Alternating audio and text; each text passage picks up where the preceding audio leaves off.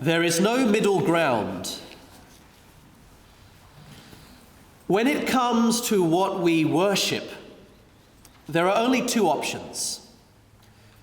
Either we will worship God, or we will worship an idol. What we worship reveals what we believe is most worthy of our time, our thought, and our attention. Now, although few would probably admit this, many, if not most of our contemporaries, live to work. Live to work. More and more it is our work, that which makes us feel busy, that which makes us feel useful, that which makes us feel purposeful. It is our work that in some sense defines our self-worth. And that's largely because governments and our society at large value us according to our economic output, our financial contribution, how much money we earn, how much tax we pay, and so forth. And so it's little surprise that governments have been so keen to push through legislation allowing euthanasia and have drastically cut funding, including in New South Wales, to palliative care. Because if you're dying, if you're sick, you no longer have any economic or financial value, and so society would be better off without you.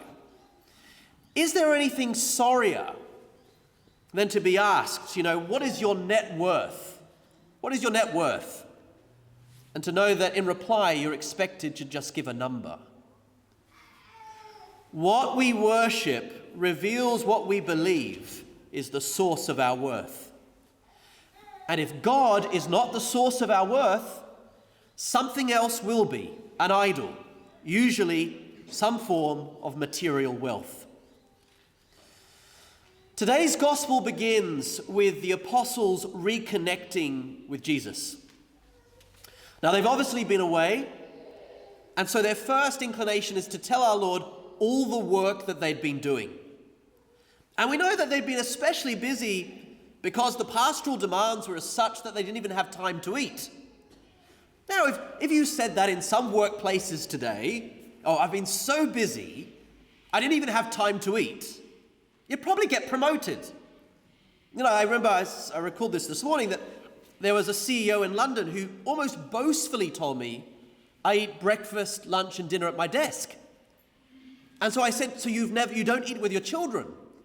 And it was almost like there was this epiphany that he was more married to his desk than he was to his wife. Now, our Lord does not affirm this living to work mentality. Now, even if the apostles were doing work that was good, noble, and important, undoubtedly so, Christ immediately replies to them with these words: you must come away. You must come away. Listen to the imperative. It's not, wouldn't it be good, or have you considered, or have you thought about this? No, our Lord says, you must come away. It's a non-negotiable. But then Jesus goes on. You must come away, not to an amusement park, not to some grand hotel, not to a relaxation spa. Rather, you must come away to some lonely place and rest for a while. Now, it's absolutely fundamental that you and I understand why God incarnate, our Lord, is so insistent on this. In the popular mindset, in the mindset of our contemporaries, and perhaps we all fall into this sometimes, when we say, I need a rest, or we're going on a holiday, or I'm so stressed I need a break, it's generally so that we can go away, refresh, to come back and work more, to go and recover so that we can go back to whatever it is that is stressing us. And you see, the only reason then rest has value is because it only has value insofar as it helps us to work. So it's still the work that informs the value of our rest.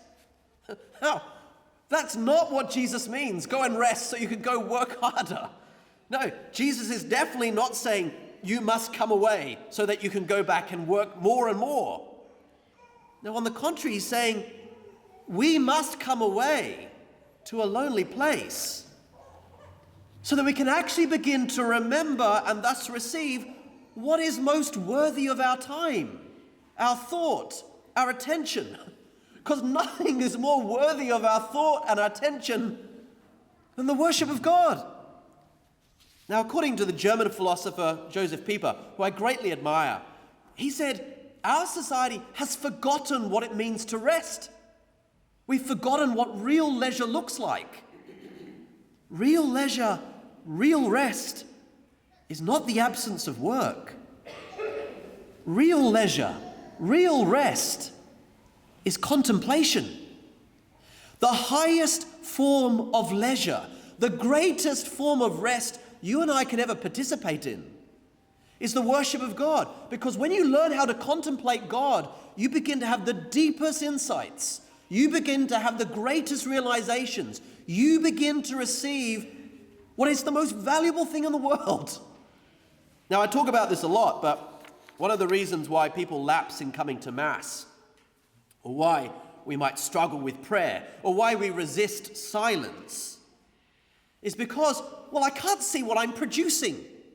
If I'm not producing something, if I'm not making something, then it's not worthwhile.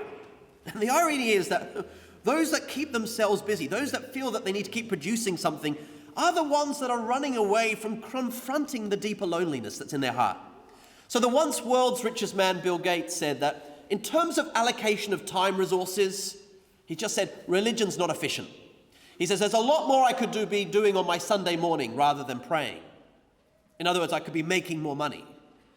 My father, corporate-minded man, had a similar sort of sentiment. He said to me when I wanted to be a priest, he said, I don't mind you being a parish priest. I don't mind you being a parish priest, but I don't want you to be one of those monks that pray all day. Because at least parish priests help people. Now, not quite right. The contemplative life is actually a higher life. That's my father. I too hear people say often, oh, I don't come to Mass, I don't really have a prayer life, because my faith is all about social justice. It's all about faith in action. Helping people. I say, so even when it comes to faith, even when it comes to your relationship with God, you have to feel like you're the one producing something. You have to feel like you're the one helping someone in need. You haven't understood the faith. Because the truth is, and the truth of the gospel is, we are the ones most in need. We need to worship God. We need to learn how to contemplate. Because we need to learn how to receive. Real rest is not for the sake of more production. Real rest is for the sake of reception. As I said, the best ideas, the greatest insights, the most valuable thoughts happen when we contemplate God, when we worship. And this is where we receive the greatest gift of all, gift of God himself. In truth, we will become what we worship. If we are worshipping material things unconsciously or subconsciously, then our personality becomes plasticated, artificial, shallow, hollow. We've just become a bunch of labels. If we worship God, then we become saints. We receive our real purpose. We find our real identity. We discover that our net worth is heaven, and we shouldn't settle for anything less than heaven. So next time you and I might be inclined to skip Mass or avoid silent prayer, realize that what we're doing is depriving ourselves of actually what we need the most. Let's remember our Lord's words. You must come away to a lonely place. For from this lonely place we call the altar, you and I receive the Lord our integrity, who in Holy Communion and in silent contemplation will give us the peace that the world would yearn to be able to produce, but it's a peace that money cannot buy. For when it comes to peace, there is no middle ground. Either it is God or it is nothing.